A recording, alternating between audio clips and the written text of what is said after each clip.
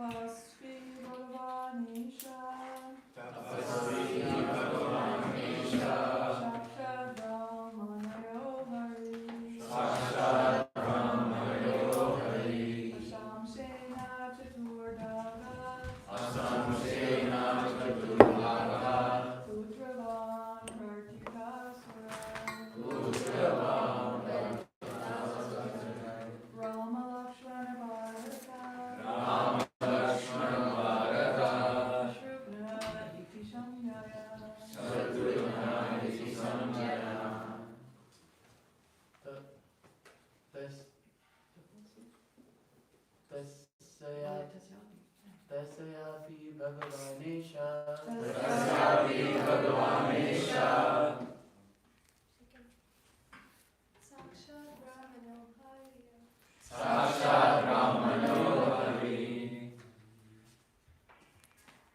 Asamsena Chaturdhagat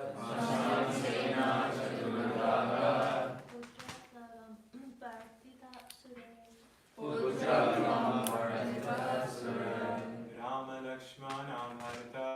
Rama Lakshmana Bharata Shrupna Iti Samjaya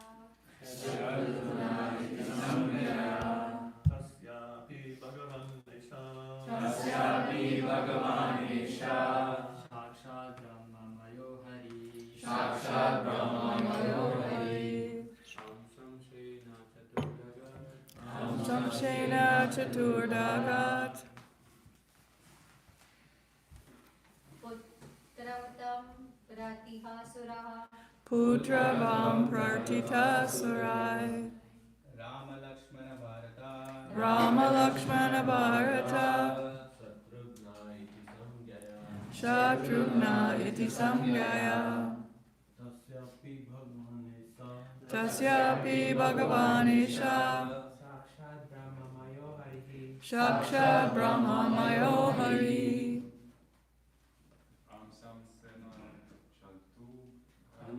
Samsena Chaturdhagat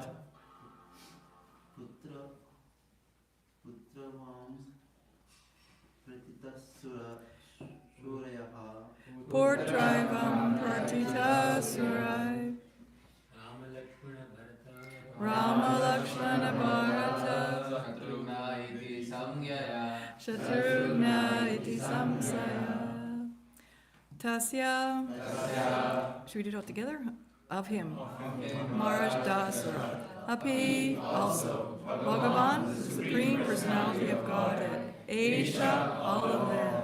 Shaksha, directly. Brahma Maya, the Supreme Brahman, the Absolute Truth. The Person and Personality of Godhead. Amsham Shenam.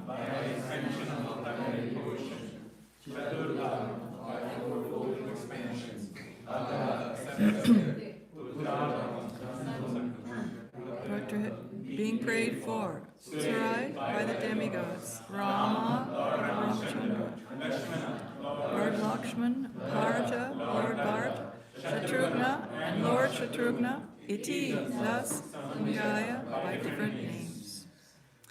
Translation, being prayed for by the demigods, the Supreme Personality of Godhead, the Absolute Truth Himself, directly appeared with His expansion and the expansions of the expansion. Their early names were Ram, Lakshman, Bharata, and Shatrugna. These celebrated incarnations thus appeared as the forms of Maharaj Dasara. Srila Prabhupada's purport. Lord Ramachandra and his brothers, Lakshman, Bharat, and Shatrugna, are all Vishnu Tattva, not Jiva Tattva. The Supreme Personality of Godhead expands into many forms, Advaitam, Achyutam, Anadim, Anantarupam. Although they are one and the same, Vishnu Tattva has many forms and incarnations. As confirmed in the Brahma Samhita 539, Ramadi Murtishu Kala Niyamena Tishtan. The Lord is situated in many forms, such as Rama, Lakshman, Bharat, and Shatrugna, and these forms may exist in any part of His creation. All these forms exist permanently, eternally, as individual personalities of Godhead, and they resemble many candles, all equally powerful. Lord Ramachandra, Lakshman, Bharat, and Shatrughna, who, being Vishnu Tattva, are all equally powerful, became the sons of Maharaj Dasarath in response to prayers by the demigods. Namo Vishnu Padaya, Krishna Staya Bhutale, Shrimati Bhaktivedanta Swami Namane, Namaste Saraswati Devi, Gauravani Pacharane, Nirvishesha Sunyavadi, Paschatya Tarane. So here, Srila Prabhupada's confirming that the Brahma Samhita is stating Ramadi Murtishu Kala Niyame Natishtan, that all of these expansions of the Lord, they're all non-different from the Lord. So in our Krishna consciousness movement and in Vaishnavism in general, we have four main expansions of the Supreme Personality of Godhead and his expansions, direct incarnations, that we worship. Three, actually. Well, four. There's Lord Nrsingadev, who comes with Aishvarya Leela, great opulence. No doubt he's God. Nobody else could do what he does. Then we have Lord Ramachandra, who we're observing today. And his main mood is Maryada, sometimes it's called Maryada Purushottam, that he helps us understand what is our duty. Then we have Krishna, who then manifests his wonderful Madhurya, loving pastime, so we become so attracted to him. So first we have to understand he's God, then we follow our dharma, and we become attracted.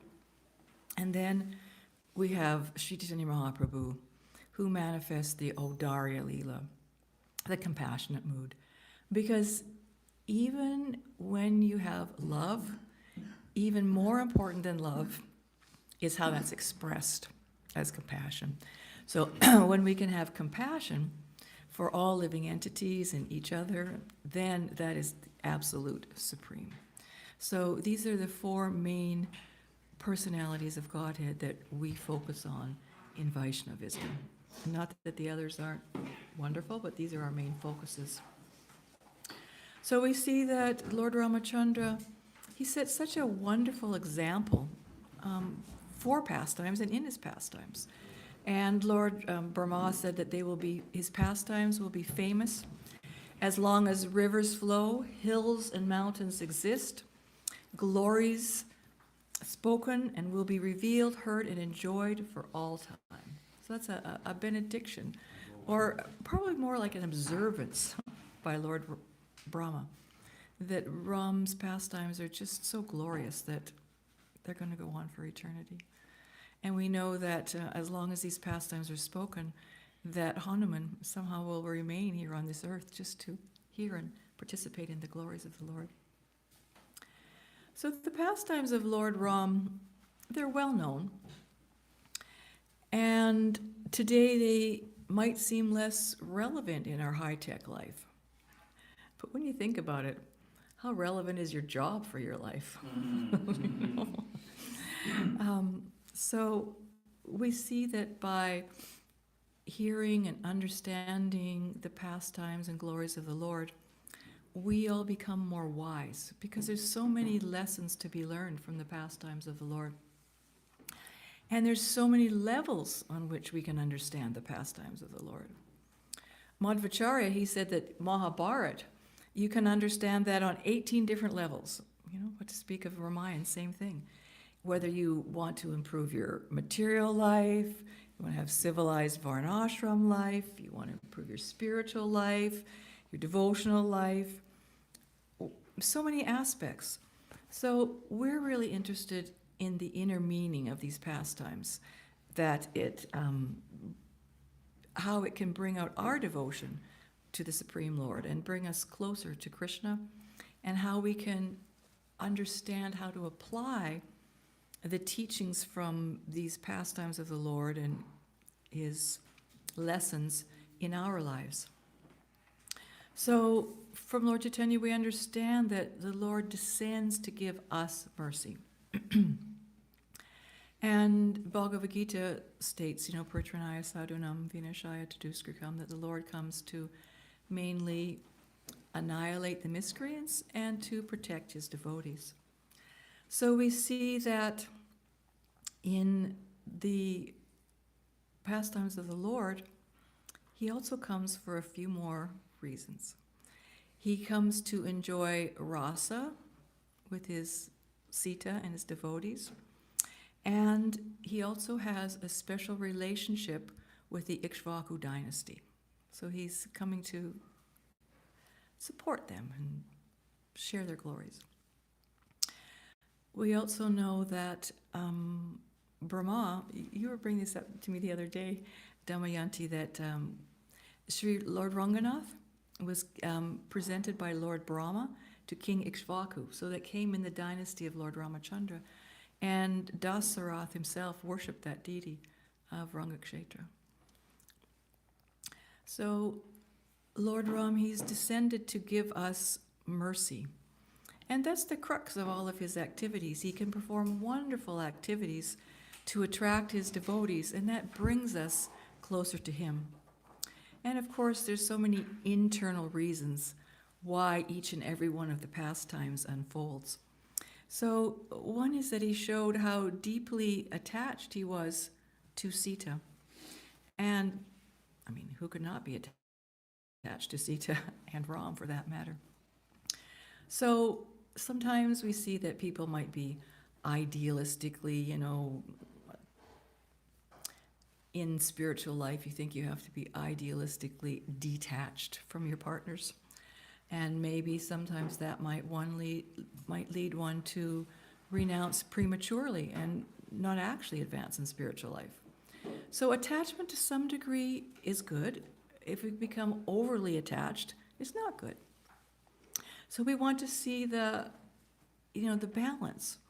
Just like if you think you're not supposed to be, you're supposed to be detached as a parent, does that mean you don't love your kids? No, kids need love and affection. They thrive on it. But the detachment is we're not in charge of the results. Our children are going to go the way they're going to go. We do our best, but we have to be detached. So that's detachment. It's not that we don't show love. So extremes are easy. It's the midline balance is difficult. And that's why Vishnu is in charge of maintenance, because it's so hard. So we see that Lord Ram, he has that balance in each and every one of his relationships. So our focus is to achieve love of God, and we want to see how to balance that. So part of achieving love of Godhead is also developing love for his devotees. And so we get to meet so many wonderful devotees of the Lord in these pastimes that we also can learn many lessons from. Because bhakti is all about relationships. And the life of Lord Ram is just a wonderful example of how to relate devotionally. And we see how he performed so many roles perfectly. Sri Ramanujacharya, he once commented that Ram exemplified a perfect husband, a perfect king, a perfect son, a perfect brother, a perfect citizen. He says, that's proof he's the Supreme Lord, because who can do that? It's not some small thing, So even the demigods don't get it right. Like Lord Brahma, he's got a few of his problems with his relationships. So, we need to understand the internal sentiments of all of his pastimes. It's not just stories, they're lessons to learn. Like there's Ram, he has that famous statement that even once, Kascha Eva, someone says, I am devoted to you, I'm yours. He said, then I vow for the rest of existence, I will protect that person. So that's how Lord Ramachandra reciprocates with our devotional sentiments towards him and actions. So we know that it's hard to juggle all of our relationships, and sometimes we feel that one relationship sacrificed for another, because it's hard to do it all perfectly. And we see big corporations, they know they have to have relationship managers, Otherwise, their business isn't going to thrive because there's going to be all this, internal conflict, and the business won't go on because of it. So in human society, we see that, relationships are stressed a lot. And mostly because each person's individually stressed, and so it spills over. We understand, though, that we need relationships, and that's what we live for. So that's the real taste in life. And because of relationships, that's why we do anything or everything that we do. So there comes a point when we realize that often we're missing that relationship with God. And so we eventually start seeking out, the pastimes of the Lord and how to relate with Him also, because that helps us to balance all of our other relationships and see how to keep them in perspective. And we can see how the Lord helps us to maintain our relationships. Usually we see that when relationships are strained, it's because of some subtle agenda, that we have for ourselves, some material agenda. And if we do some relationship audit, we'll see, okay, it's going a little off because I got some overbalance maybe on me and it's not balanced out properly. So we see how Ram showed just really sincere, loving relationships with his wife, his brothers, the Vanaras, the sages, how he had so many wonderful relationships. So some people might see Ramayana as a love story, right? And that how it has if you see it materially, you might even see that it has a very tragic ending, although there's higher purposes than that too. I won't maybe get into that right now, but. So it's definitely a love story. And it's a story of how the Lord had so many loving dealings and how we can also have loving dealings with Him. Because, we come to this material world because we want to enjoy separately somehow or other. But because we're lousy at it, we end up hurting others and then we suffer. It's all based on our relationships is why we're suffering. And then, because we hurt other people, we have to take karma. And then we get so many births.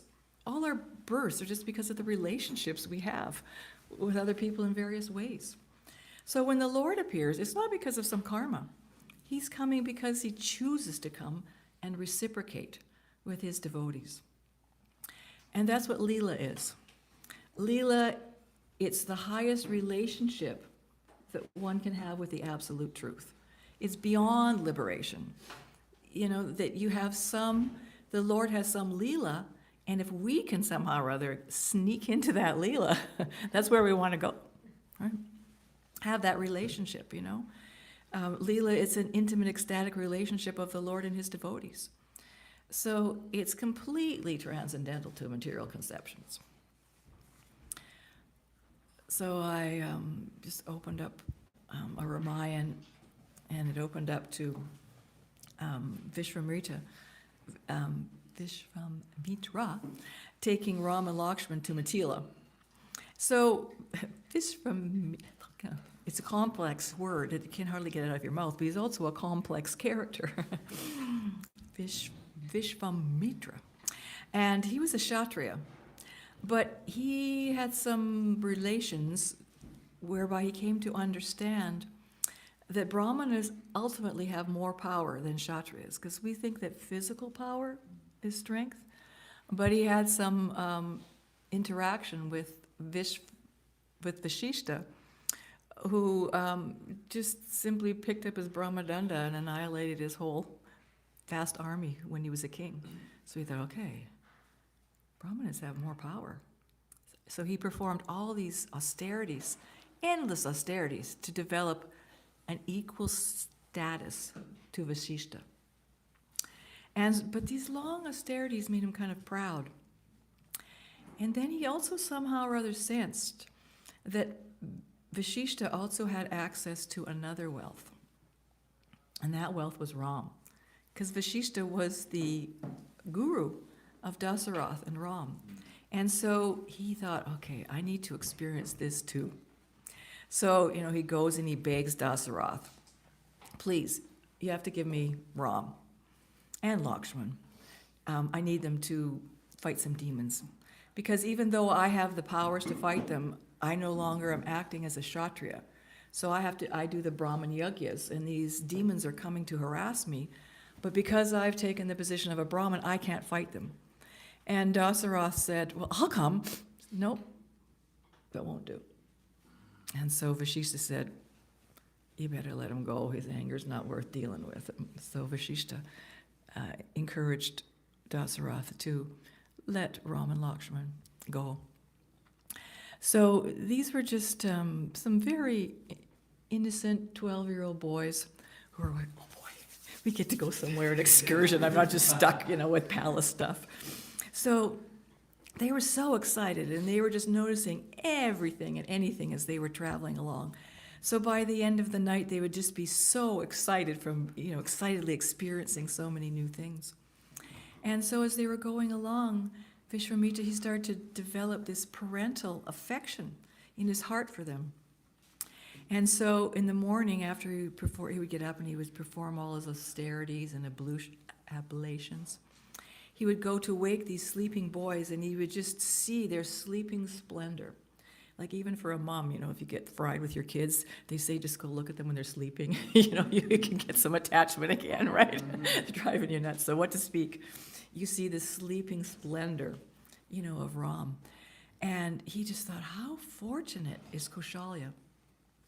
Ram's mother, she must be blessed by seeing this poignant sight, every morning.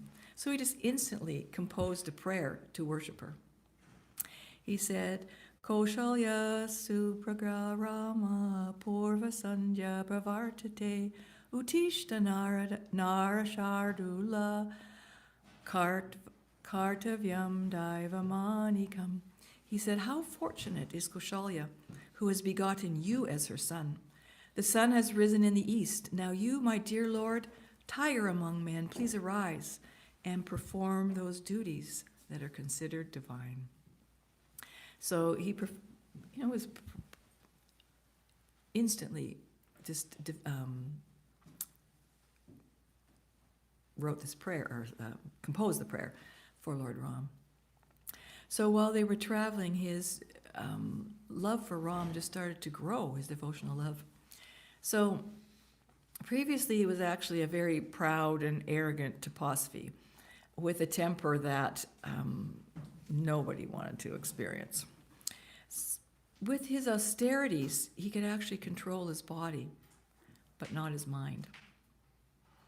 And we all have that same thing, we can get our bodies to get up in the morning, but can we get them to focus on our japa? That's another story, right?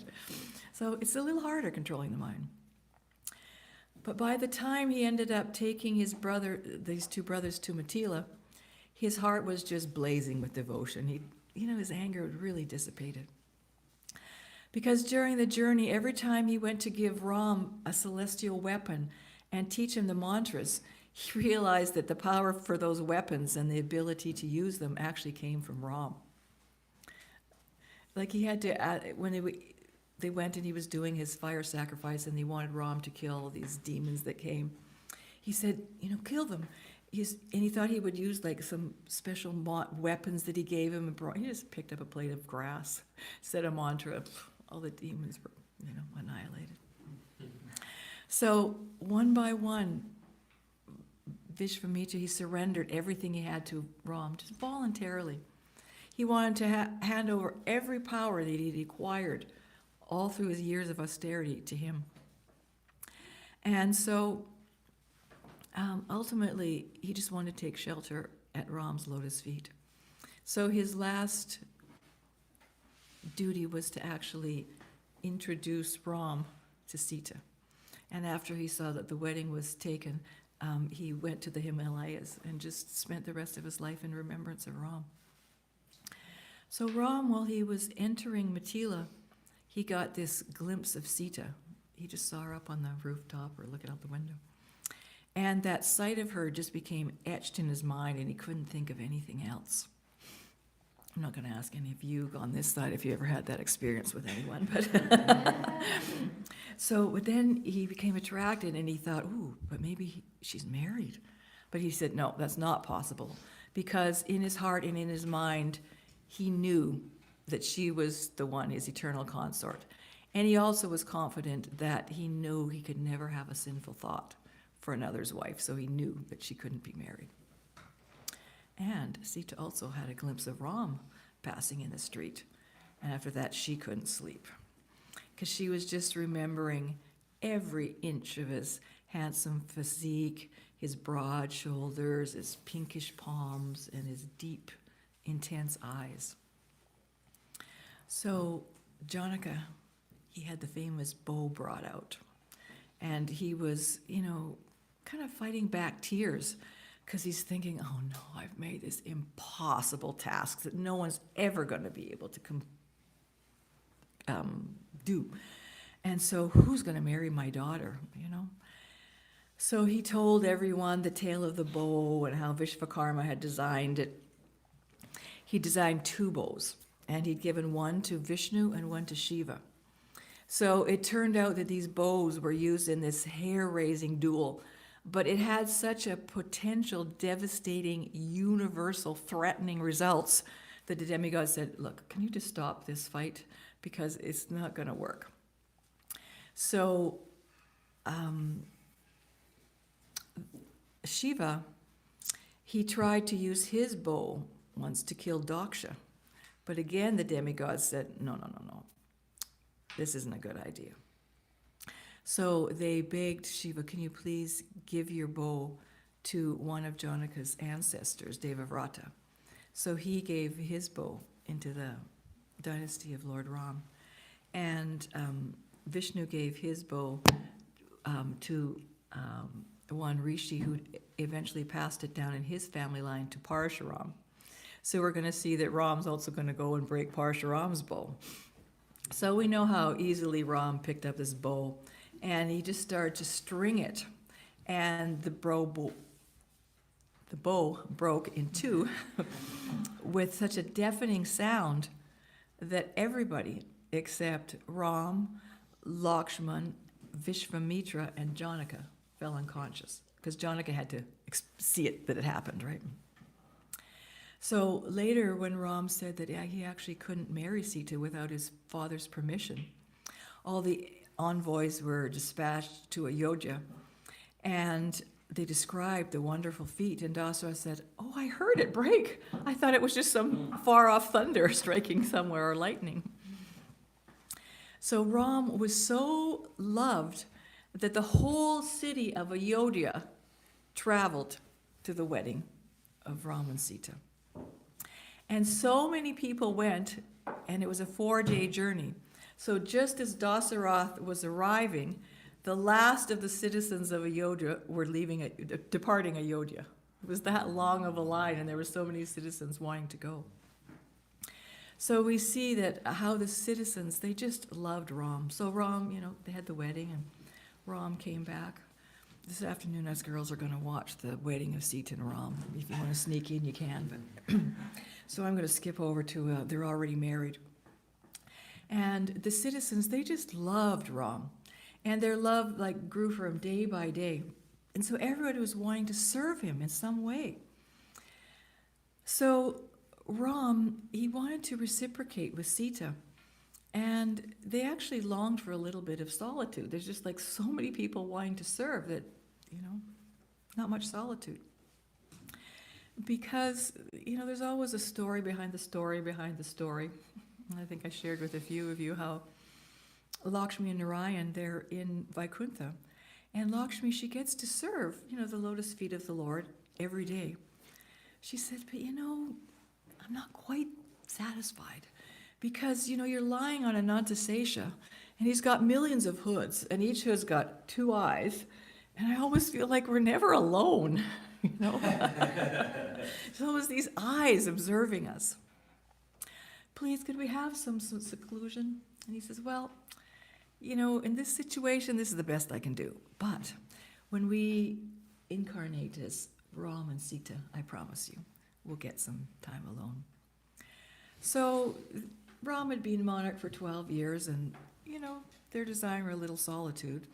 So, the demigods were also noticing that everybody's so happy here, And there's that Ravana, over in Lanka, and he's causing so much havoc all over the universe.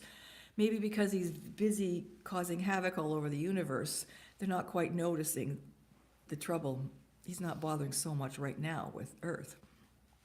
So they're so happy. How is he ever going to go and do his, Pratranaya Sadhunam, Vinashaya to Duskriyam, get rid of the Duskritas. So we better churn, a little conflict here. So we understand that Krishna's so expert. One of the 64 qualities of Krishna is that he's expert and clever. And he can perform various types of things. All with one job can perform many various results. So we know that after about 12 years, Dasarath decided that he wanted to crown Ram as king. And there's this beautiful description that when Sumantra was dispatched to bring Ram to the palace, to the court, that he was just stunned. I mean, he'd seen him many times, but you just see him again, and he was stunned just by the emerald beauty of Ram. And when he held out his hand to help Ram up into the chariot, he didn't know if he touched the finest silk or he touched butter. How could these soft hands have broken this bow of Lord Shiva? He couldn't figure it out. And when Ram neared Dasarath, he could see this greenish beacon, effulgent like the sun, atop, just golden flame of his dhoti. Just looked like a greenish light. He thought, how could this body be my son? How could it dismount from this golden chariot? And he was just so enamored. Because even though Dasarath had the most beautiful queens, and he had the most beautiful objects, they couldn't hold his attention compared to Ram. So we know that at this time Kaikeyi initiated some intrigue. And she wouldn't have done it except for the churning rope of Manthara. Manthara had some envy. And envy is so potent that it can actually cut the rope that attaches us to the Supreme Lord, which is faith, that rope of faith. So Kaikeyi had so much faith in Ram that it was very, very difficult for Manthara to shake her faith. She said, did you hear? Ram's going to be coronated as king. Oh, that's wonderful. But it should be your son, Bharat. He's a little bit older. That's okay. I'm happy. I love Ram just as much, and he'll make a great king. Well, she said, well, Bharat, he'll be next in line. He can go. Nope. Ram's sons will get next in line. Well, that's okay. I'm sure they'll be wonderful. It doesn't matter. What am I going to do? Then she said, well, if Ram becomes the king, you know who's going to become the Rajmata? Kaushalya. And she started thinking, because she'd actually been, her own behavior had been somewhat demeaning to Kaushalya. So she was thinking, okay, if the roles get switched, maybe I'm going to get some things back, and that's not going to be good. Okay. Those boons? You should ask for them. So we know that she asked for those 2 boons that Dasarath had given her, that her son Bharat be crowned, and that Ram be exiled to the forest for 14 years. So this was quite a distress. For a pure devotee, they can also experience distress. But their distress is, I'm just not competent enough to serve the Lord. And their second distress is, I don't have a sufficient compassion to help people develop a closer relationship with the Lord. For us practicing sadhakas, we have different kinds of distress. And our distress comes from three things. One is ajnana, ignorance. And for us, ignorance can result in moroseness. This is described by Vishwanath Chakravarti Thakur in his Madhurya Kadambini. And so the second thing that we can suffer from is ashakti, or attachment, like dissatisfaction, which ends up giving us attachment to material things, and that can cause us distress and some distance from our bhakti. And the third thing is that wonderful ahankara, false ego, that we all fall to. So that those three things, ashakti, ajnana, and ahankara, 3 A's. So false ego is a big one, as we all know. And false ego, it in turn can manifest as anger, resentment, loss of enthusiasm, and dvesha, envy. So we see that Manthara had this envy, and that envy was passed through to Kaikeyi, and it actually cut that rope of faith that connected her to the Supreme Lord and Krishna. So these are things that we all struggle with, and the way in which we can be purified of these different anarthas is by the association of devotees who are attached to the Supreme Lord. That's how it purifies our things, because we see that deep sangha is not ordinary. It's very, very rare. And if we're fortunate enough to get that good sangha, that helps us keep that faith that keeps us attached to our devotional practices. And so it's very necessary to keep that faith. So we know that Sita refused to stay behind, and so Lakshman also.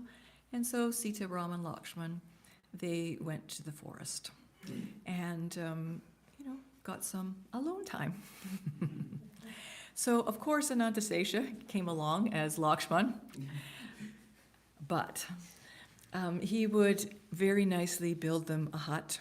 And was it you or somebody was telling me that he would build the hut, and at night he would guard it, but he would go far away, so he just out of sight of the hut, and he would circle around and keep it protected, but he couldn't see the hut or, there. So he gave them their alone time. So he participated also. So we know how they settled in Chitrakoot, and Bharata was just feeling so bad that he wanted to come and beg Ram, you have to come back. I don't want this kingdom. So there's Ram and Lakshman, and Ram is showing Sita some interesting things in the forest, and Lakshman, he climbs up this tree and he sees this army coming with a Kovidara flag, a purple iris. He thought, oh, there's Bharat coming. And Lakshman immediately concludes that Bharat has usurped the kingdom, and with the help of his mother, he's now coming with an army to make sure that Ram and Lakshman don't come back, and he can have it forever. And Ram says, just cool down a little bit. If you have some desire for the throne, I can ask Bharat to give it to you, and you can go back, But, Bharat, he's going to be coming back to take me. He's not going to come back to fight me. And then Lakshman immediately felt remorse. Oh, yes, why am I thinking like this? He started to feel bad. How can I think like this when Ram is beside me? So he says, don't kill your relationship with Bharat even before you know why. And that's a really good instruction there too. Like, we tell ourselves stories of why this person did that to us, and we start breaking the relationship, right? But first, talk. Why did this happen? You're just making up stories most of the time about what went on. Another good lesson. Because,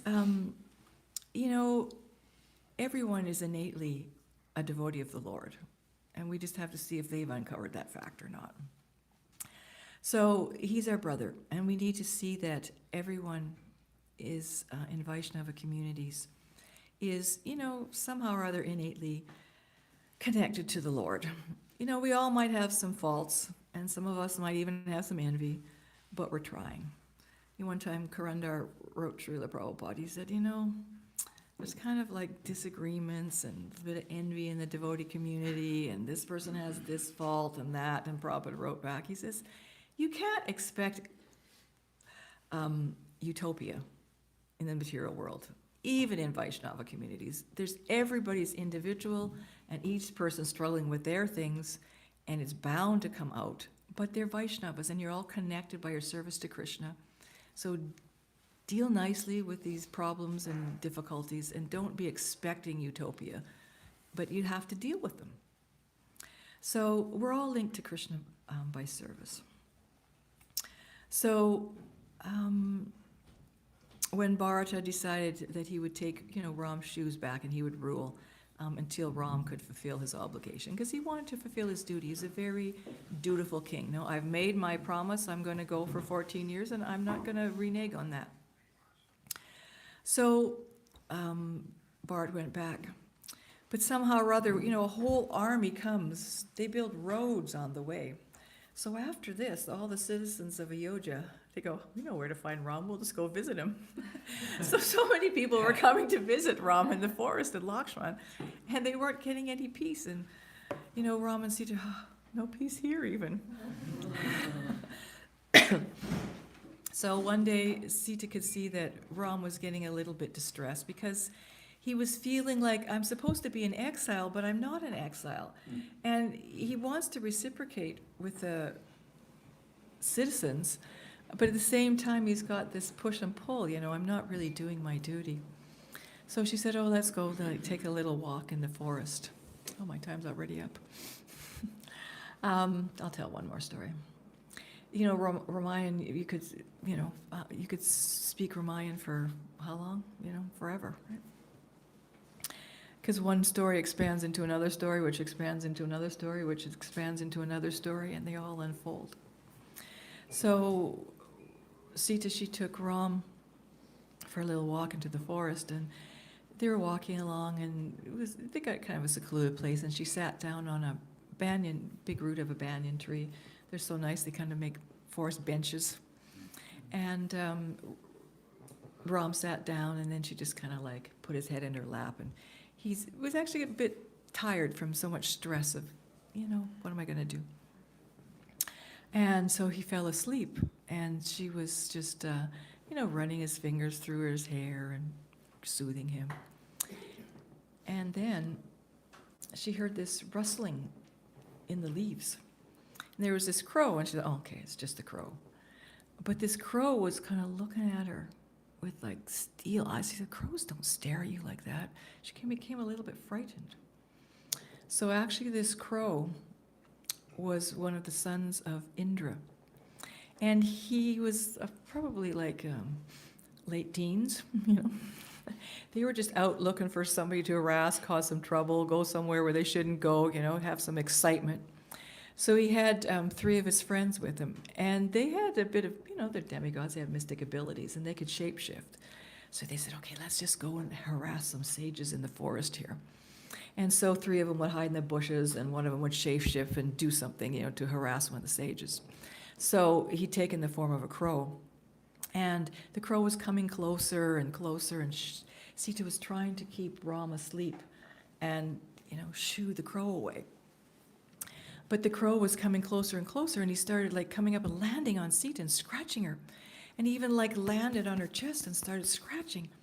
And he scratched so much that some blood came out. And when Ram felt the warm blood on his face, he woke up and he saw this crow here. And so he saw that it hurt Sita, and his protection was there. So he just picked up a blade of grass and fused it with the Brahmastra. And the crow had to run for his life. So the first thing he did is he ran to Indra. He said, Daddy, help me. Sorry, I can't. I have no power. This is the Lord Ram's shooting the Brahmastra. So he said, he thought, well, maybe I can go to Brahma. This is Brahma's astra. Maybe he can help me. Nope, if Ram shoots it, can't help you. Even went to Shiva. No. They all said, it's just like the Durvasa Muni, you got to go back. You got to beg forgiveness from Ram. So he comes back, and he's just this pipsqueak, teenaged demigod, all puffed up, and he's taken this form of a crow, and so he's a little bit got the consciousness of a crow, and he falls down flat before Ram and Sita. But he doesn't even know how to offer obeisances. He's got the feet to Ram and the head the other way, and you see a new person comes in the temple, they don't know which way to put themselves, right? And so Sita was thinking, he's trying to take shelter of my Lord. He doesn't even know how. She just took her hand and she turned him around. And Ram could see the compassion of Sita. And Ram thought, oh boy, I better never chastise anyone in front of Sita because I won't be able to give them the appropriate punishment that will rectify them because Sita will never let me.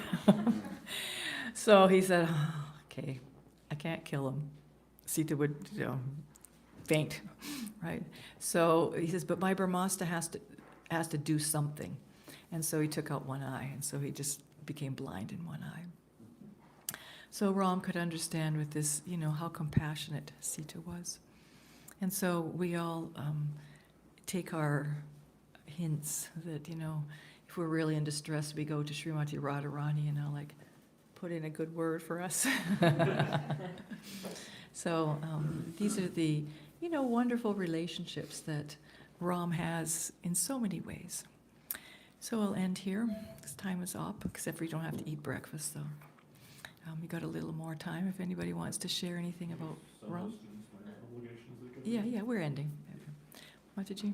Yeah, Mataji, lovely discourse. Thank you so much. That part that you were talking about, how mantra is tightening that rope of provocation with Keke, and I felt that if Keke, almost like buttons cannot be pushed until they are buttons, right? So in the real life, since she had that little thing in her heart with Kaushalya, that little bit of competition, that is what mantra capitalized upon. Yeah. But in the case of Lakshman, when he had that thing, Bharat's going to come and fight, since the Lord was with him, he was almost able to shield him from whatever that button was, that cool down, that he's not coming for war, he's coming to bring back. So I could almost relate that to my real life, that when the Lord is there, even though there's such deep conditioning, there are all these buttons, even if someone's trying to push them, you'll be fine. But if the minute the association of Lord is not there, it takes nothing to just jump up and down on the button and get things haywire. Mm-hmm. And Vishwanath Chakravarti Thakur, he mentions that it's association of, serious devotees that also protects you Beautiful. from that button pushing. Anybody else want to share anything? Or? Mm-hmm. You mentioned we have to balance between attachment and detachment. How can we practically do that? By understanding what helps you advance in the service of the Lord.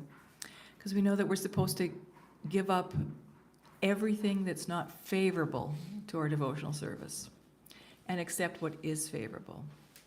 And Srila Bhaktisiddhanta, he made a comment on that verse. He said that if you reject something that's favorable, you're a fool. Because you're giving up something that's helping you. We don't know what things that we need. We all need help. So we don't want to give up those things which are favorable for us advancing. So we have to become detached from those things that may be pulling us in that direction, but are not favorable for our devotional service. So Rupa Goswami's give us that recipe for choosing. Did somebody here have something? So as you shared that when Sumitra, maybe, when she was taking Ram to the throne, and then she saw that the hands of Ram were like either the butter or the Silk? Yes. Yeah. So I believe after 2 verses of this, there is a verse in which it is said that, I'll read, to keep the promise of his father intact, Lord Ramachandra immediately gave up the position of king and accompanied by his wife, Mother Sita, wandered from one forest to another on his lotus feet, which were so delicate that they were unable to bear even the touch of Sita's palm. So Sita said that she wanted to go to the forest, and she said, I will walk ahead, and I will swoosh away the thorns and crush the rocks so that he can walk on soft sand. You mentioned the 4 expansions have 4 moods, I think. What is the mood in Lord Ram? Maryada, which is duty. All right. Just wanted to mention, I really like how you were mentioning this Kaushalya Supra Rajarama. That song that's a big song. that he did, yeah. Yeah, it was so nice to know the the actual mood behind it. I Okay. feel sometimes people sing it Oh, really you're- in, that's- in you- the mood of Aishwarya, Okay. but it was so sweet how you mentioned it. Yeah. Mm. Yeah, I feel inspired to learn about it. Can you speak something about Bharat? We don't discuss much about Bharat. So he's definitely one of the Chaturvyuha. You know, we have, there's Narayan, Sankarshan, Pradyumna, and Adiruddha. So I don't know if he's Pradyumna or Aniruddha. Do you know?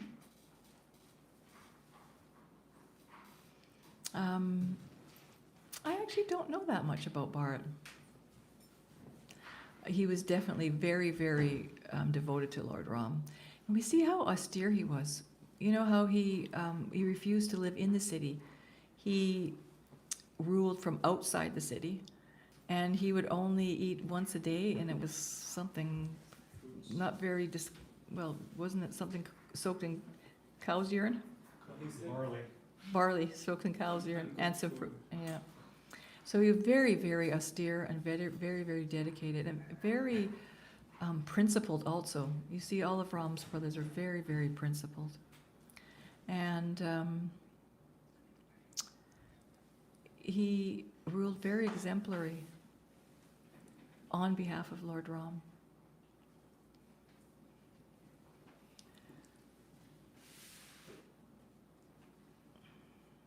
I don't have anything much more to share. I think there's some stories about when they had to go out and conquer. He went in one direction and did some things, but I'm not remembering them right now. Why Bharat? Because he's the one that came? Because he got the throne? He's in the background, and I think he's very strong. Lot Yeah. of accusations. Everybody. I heard somewhere that everybody thought that he might have said to his mother, Oh, right. Yeah, this was too much for him. right. When we accuse somebody, it's the height of false ego that you accuse me, knowing that everything diminishes Yeah, whatever austerity you do, whatever devotion you have. But still he had, this is the last thing for gopis also, that what will people think? This is the last thing to give up, which is very difficult. So there are a lot of layers to Bharat, and yes, always in the background, and yeah. thank you for sharing that. I forgot about that, yes. He must have had to put up with a lot. Wow. Yeah. All right. Sri Ramachandra ki jai.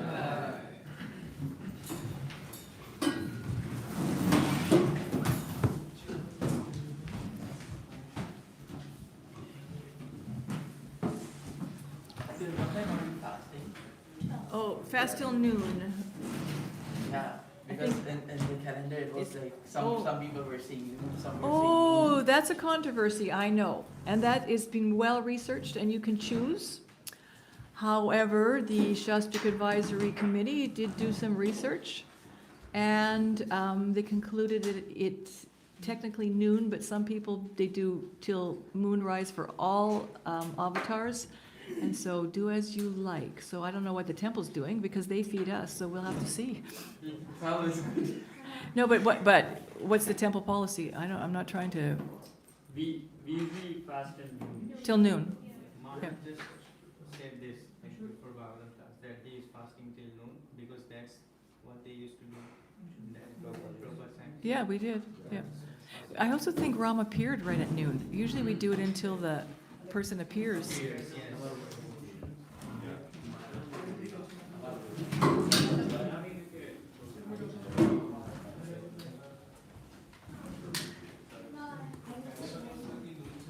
Hare Krishna. I have a question for you actually. Yeah. How do you deal with people who's fasting and You don't? No, I'm sorry. I'm joking, but yeah. but how do you, when you, if you're very sensitive, you can feel it even before they maybe even know they have it. How do you? Usually what I try to do is I try to find their unmet need. Like if you see they're like, I'm sorry, did that embarrass you? Or it sounds like you were needing to leave earlier, and whatever it is, you try to, and then sometimes they go, oh yeah, that's what I need, and they don't focus